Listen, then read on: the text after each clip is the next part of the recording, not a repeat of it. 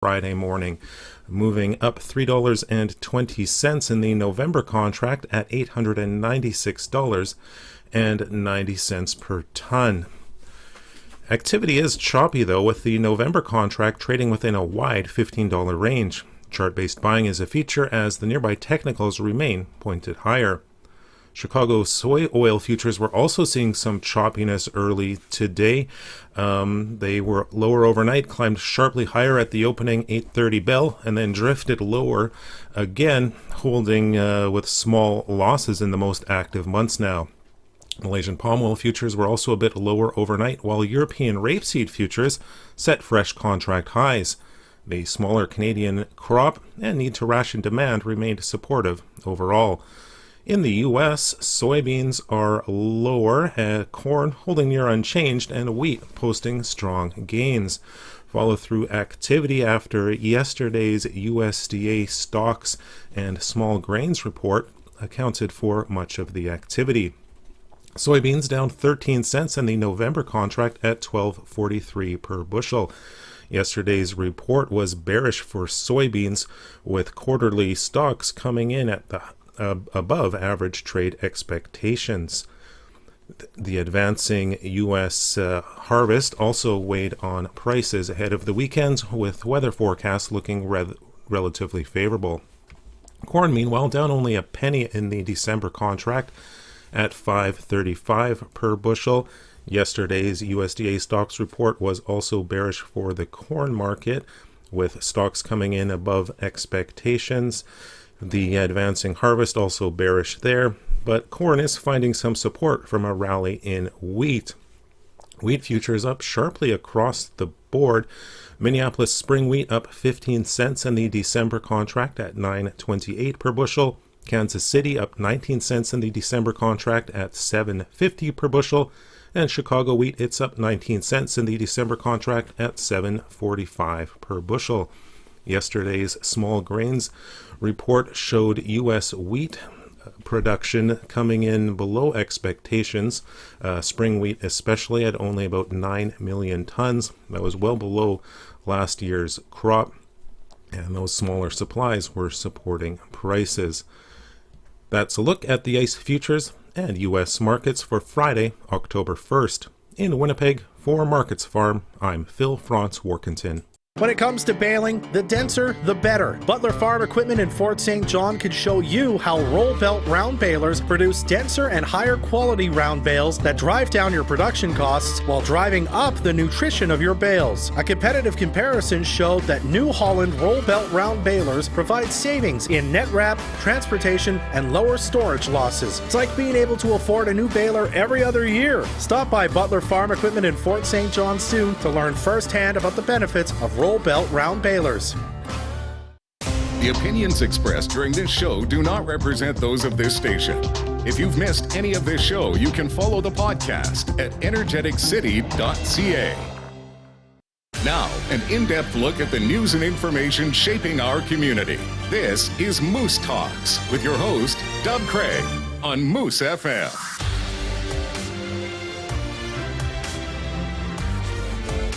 Welcome to Moose Talks. I'm Dub Craig. We're going to talk with Richard Bell in just a few minutes. He is the curator of Peace Gallery North. We are planning to speak with Dan Davies, but it looks like something has happened to him, unfortunately. So I think what we'll do is we're going to take a quick commercial break here already just to find out what happened, and we'll regroup after this. Unless Mr. Bell happens to be ready for us. If possible. It looks like he may be. So here's what we'll do. We'll actually start the show with Richard Bell, the curator of Peace Gallery North. They've got this great little exhibition going on called Plagued, and this new paint wall that we want to talk about. So, Richard, we're really flying at the seat of our pants here. How's it going today, sir? Oh, we'll have to turn on Richard's audio there if you could. There he is. There you are, Richard. How are you going? How's it going? Welcome to Moose Talks. Thanks. It's going pretty good. Thanks. Thank you very much. All right. Well, let's talk a bit about what you've got going on at the gallery. Let's start with this great little, I think you described it as kind of a graffiti show called Plague. Can you tell us a bit about that? Yeah. So an artist came to me recently with some posters they had done in their downtime, just kind of out of their own frustration with the current state of vaccination rates and stuff like that in the region, and asked if I'd put some up. And I thought, that was something fun, something different, something a little bit more silly and graphic design oriented for us. And we kind of ran with it. Because her initial inspiration was actually some graffiti she had found on elementary school, which kind of inspired it and kind of made her feel that kind of frustration. So we thought, why don't we go with the graffiti theme? So we basically spray painted the entire section of the gallery like it's an alleyway, or like, where you'd line up for a concert in a city. So it's a lot different looking than the usual Peace Gallery North you might get used to. So Absolutely. It sounds really interesting, and I think what's sort of also interesting about it is, and correct me if I'm wrong, anonymous is sort of the artist behind that. Now, I want to ask you a bit about what that could mean. Does that mean there's lots of artists, or is it just one artist who wanted to remain anonymous?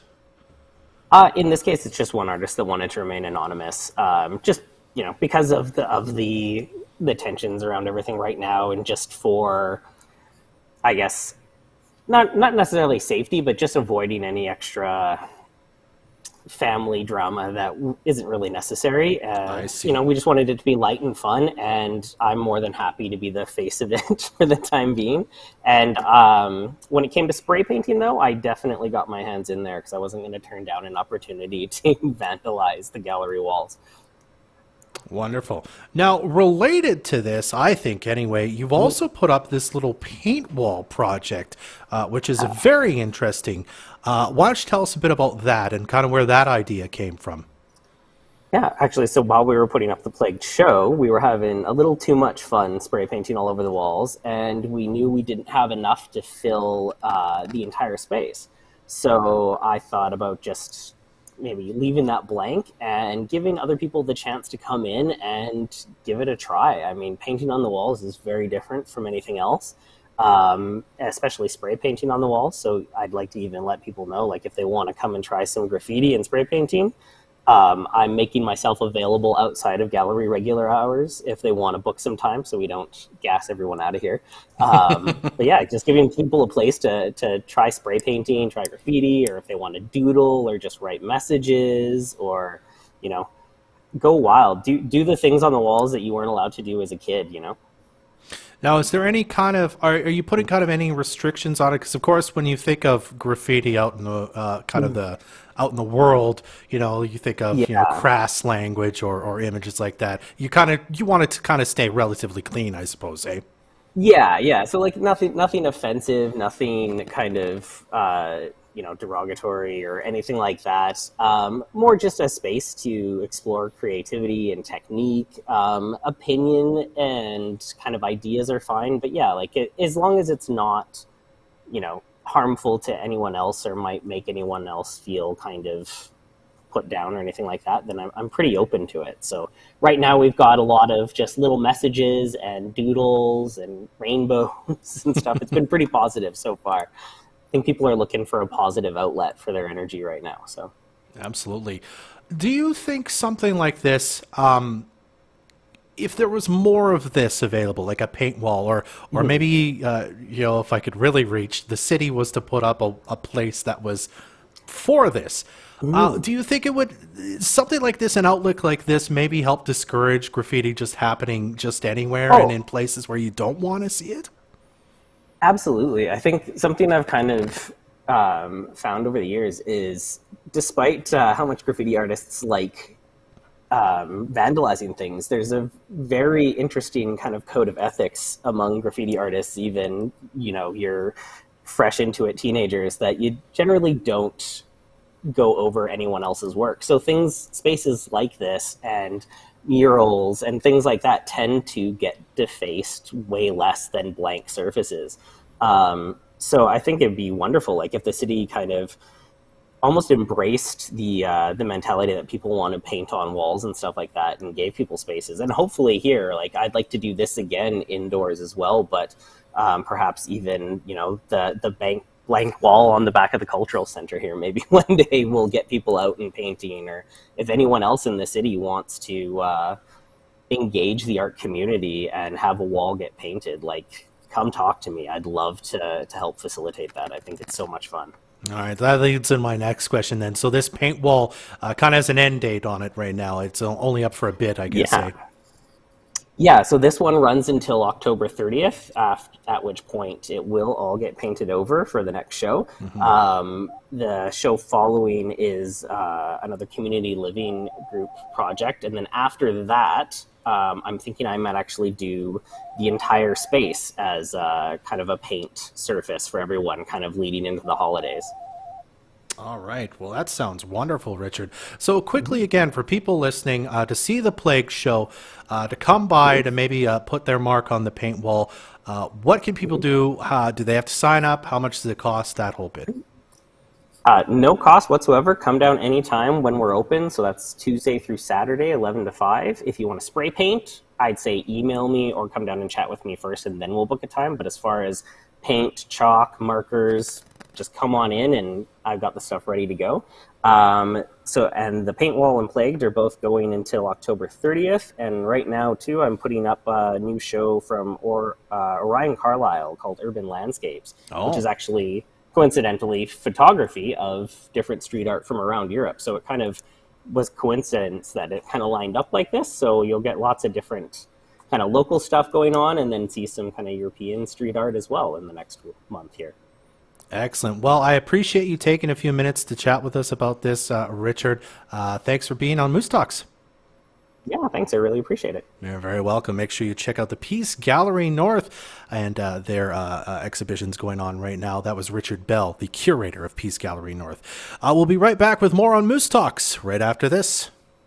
Date night is important. It's a time to connect, a time to disengage from work, your phone, and spend time with the one you love most. Now that more businesses and restaurants are open, you have the chance to paint the town red with your favorite person. All you need to do is tell us why you deserve a night out. The more detail, the better. Then you'll be entered to win a $400 date night package courtesy of the Hairbin, Olio's Pizza, Carter's Jewelers, and Precision Customs. Winners are announced at the end of every month. Go to moosefm.ca/contest for your chance to win.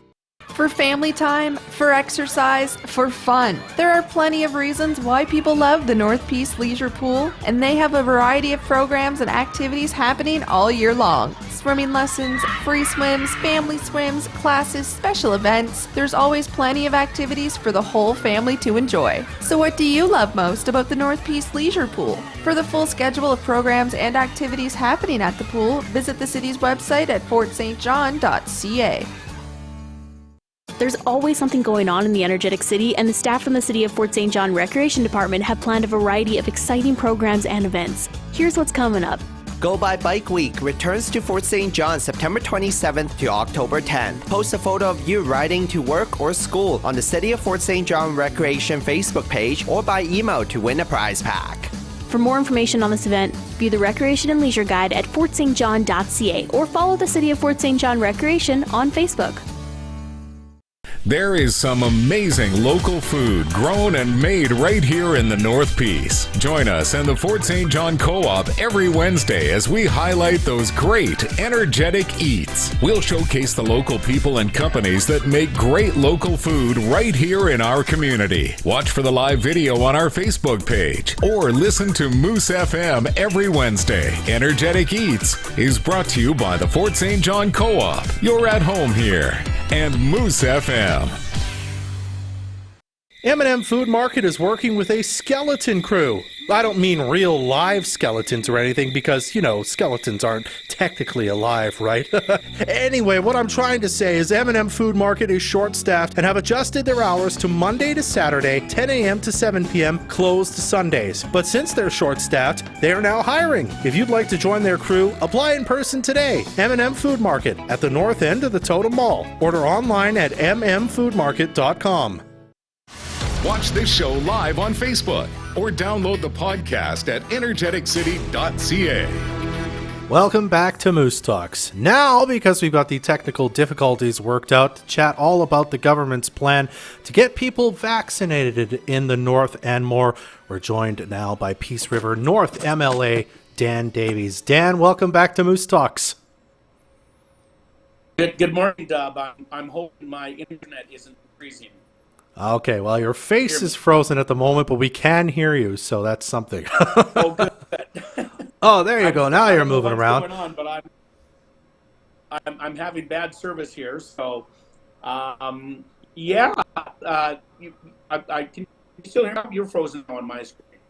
All right. Well, I think what we'll do here, Trey, sorry, we're having lots of trouble with Dan here. So what we're going to do is we're going to take another quick commercial break here. We're definitely going to have our interview with him, but we'll get him on the phone. So we'll be right back, I promise, with Dan Davies right after this on Moose Talks. Loading, mowing, digging. The Kubota BX Series is Canada's choice when it comes to compact tractors. Get the versatility you need in the BX 1880 from just $165 per month for 72 months. See your Kubota dealer for details. Parks, culture, news, business, community. The City of Fort St. John strives to keep you informed about everything going on in the energetic city all year round. Whether it's upcoming community events, construction reminders, project planning, yard waste and recycling, or important info for property owners, the City of Fort St. John will make sure residents are always in the know. To stay up to date, visit fortstjohn.ca. The City of Fort St. John, where nature lives, families flourish, and businesses prosper. Savers know it's about getting the quality you deserve without paying more than you should. That's why Savers love shopping at Save On Foods. Save on, Savers. If you're looking for hassle-free internet services, call the Peace Region Internet Society today. With coverage throughout most of the Peace, PRIS can get you connected quickly without the hassle of contracts or bundles. Visit PRIS.ca or call 1-800-768-3311 for more information. Our community first. This is Moose Talks with Dub Craig on Moose FM.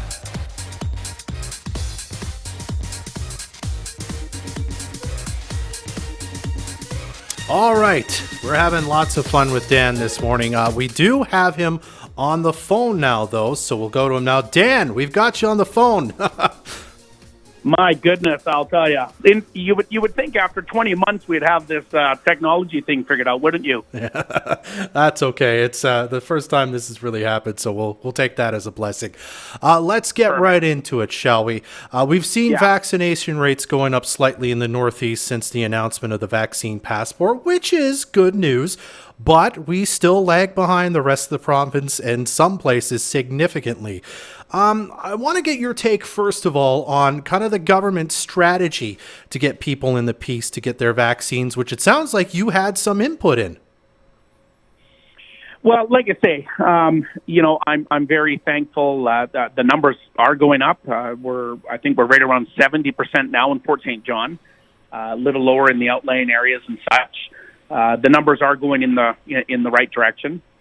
We've had lots of discussions with Minister Dix over the past number of months now, and certainly a few more later or lately, around making it available. And that was one thing that we did hear from folks that the hours around some of the clinic sites, the not enough drive-through opportunities, because we do have a younger population here.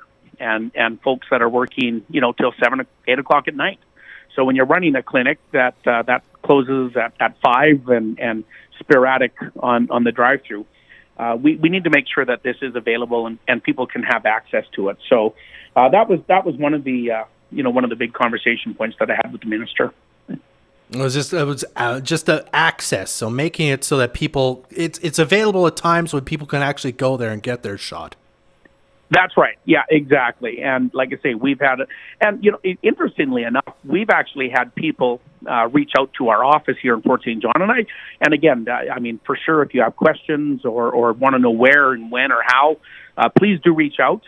But we have had people here just this past week saying, okay, how do I get my vaccine? Where do I go?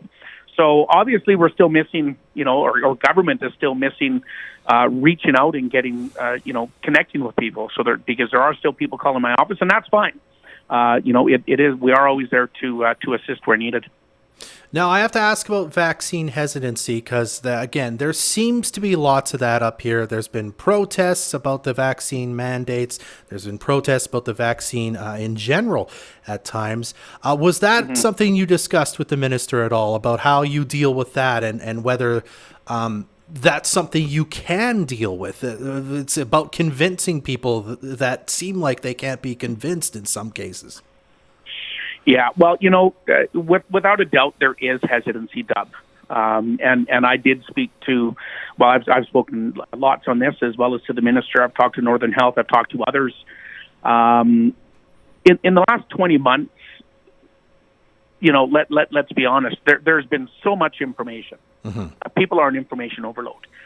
And information out there, whether it's on social media, which obviously has played a significant role, I think, in vaccine hesitancy, mainstream media, and it's not via the mainstream media's fault. It's the simple fact that one day, the ministry, the public health officer here in BC says such and such a thing. The next day, the federal health officer said, no, that's not what we're doing. We're doing this. And then you hear Alberta does something different. And then something comes out of another area, or the WHO. It's just constantly changing.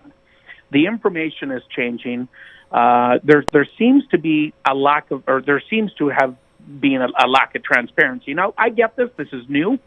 Things do change, but it feeds into that whole hesitancy. And a lot of these people that that are unsure about receiving the one of the vaccines for COVID-19, these are not anti-vaxxers. These are people that are vaccinated for the other common things. They have their families vaccinated. But there's so much information and misinformation out there, they're not sure.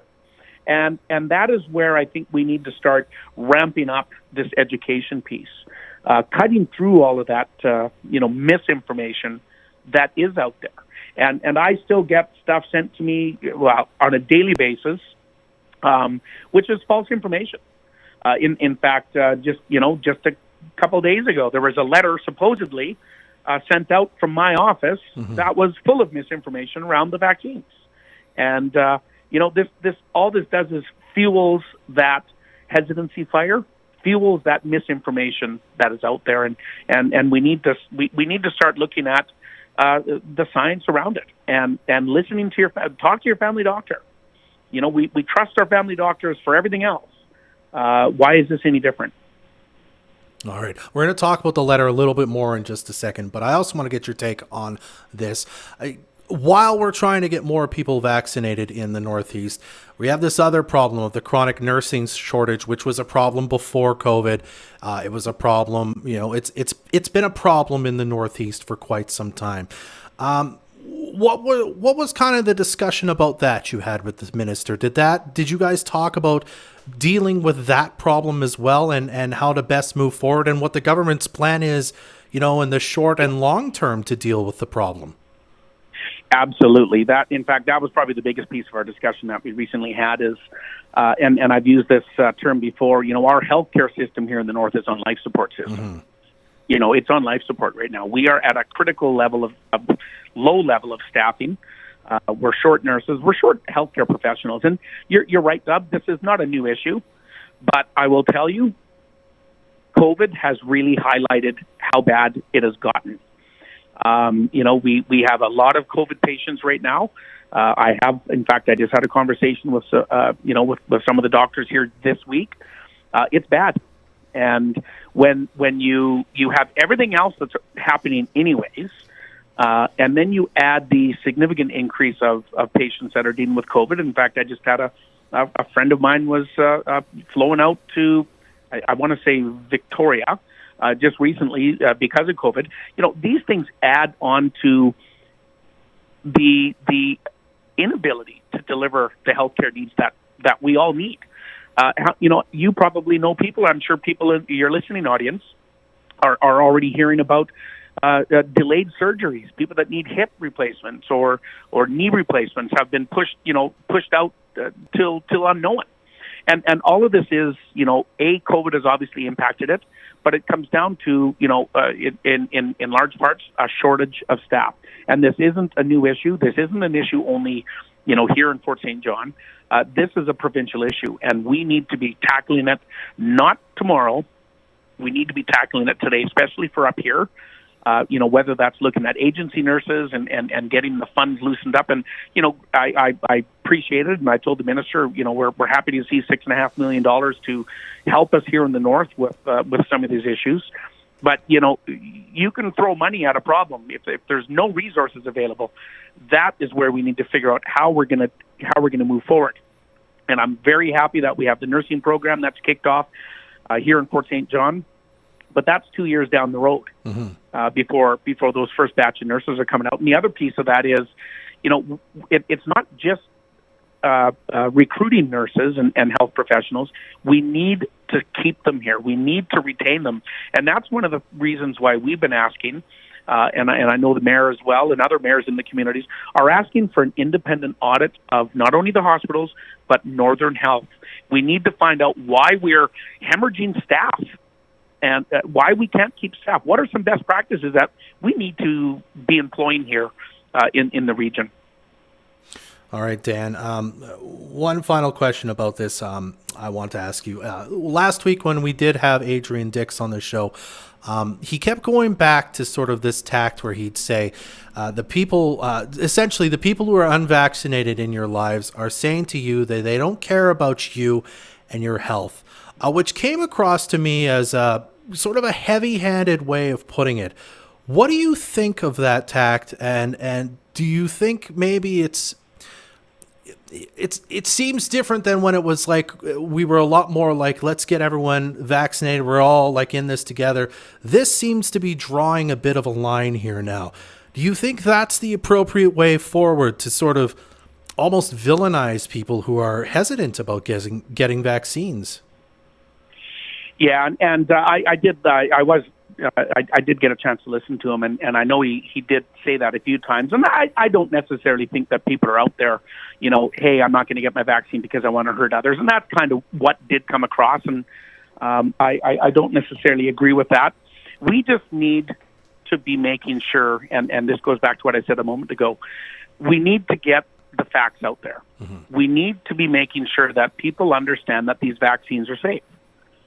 We've been vaccinating people for a long time, and people don't understand. I think generally, and again, there's a lot of misinformation out there.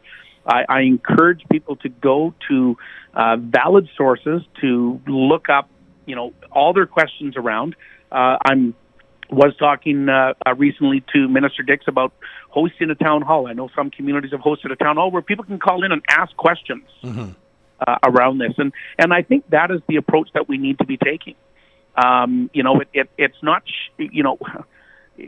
shaming maybe isn't the right word, but that's not the angle that I want to take. We need to be making sure people understand the vaccines are safe. The vaccines are the best way that we can move out of this and get back to some sort of normalcy soon. Because we've seen it, Dub.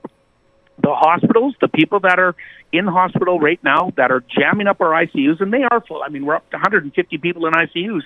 There's not that, and people think, well, geez, we have hospitals all over the province. There's not that many ICU beds in the province. Mm-hmm. So when they're all being jammed up, and you can pinpoint it directly to between 80 and 90% of those people are not vaccinated, that's a problem, and it's unavoidable. It is completely unavoidable. So we need to be, I think, hitting people with facts, hitting people, let's have a conversation. Let's have a conversation about these. And I like I say, I understand obviously where the minister is coming from. He wants to see everybody vaccinated, but I don't necessarily agree with his point of saying, if you don't get vaccinated, you don't care about your family. That's a little heavy for me. Okay. I want to quickly go back to the vaccinated letters. We only got about a minute or so left here. Or the anti-vax letters, I should say. These, again, as you said, they were had your office as the return address on them. They had lots of misinformation in them. Do you know anything more about them since they kind of came out? Do you have an idea at all of where they might have come from or who might have done this? No, we don't at all, and they have been. We forward them to to the authorities, and like I say, at the end of the day, I'm not sure. Someone obviously thought that if it came out of my office, it would validate it. Mm-hmm. It sounds like so far it was sent to health professionals, and I had a number of health professionals reach out to me and said, "We know this isn't from you, but hey, it's from your office." Mm-hmm. You might want to follow up in this. And that's what spurred on, me making sure that I did make a statement that, this anti-vaccine, and these were anti-vaccine pamphlets that were in the envelope, that they weren't from this office. And from the start, I've been a proponent of the vaccines. I was, as soon as I was able to get mine, I got mine. And, I'm happy that I am, playing my part in this. And I think that, there's lots of availability. I mean, the old Mark's Workwear World in the Totem Mall. Mm-hmm. We've got the drive-through clinics happening this week across from Canadian Tire. Lots of opportunities to get vaccinated and to help put this behind us. All right, Dan, we'll have to leave it there. Thank you for sticking around through all the technical issues. I appreciate your time today. Yeah, my pleasure there, Dub, and you guys have a great day. All right, that's Dan Davies, the MLA for Peace River North. Well, that's our show for today. So again, thanks to Dan for stopping by, and for Richard Bell, the curator of the the Peace Gallery North, for joining us. We're going to take next Friday off, so we'll have a new Moose Talks episode for you in a couple of weeks.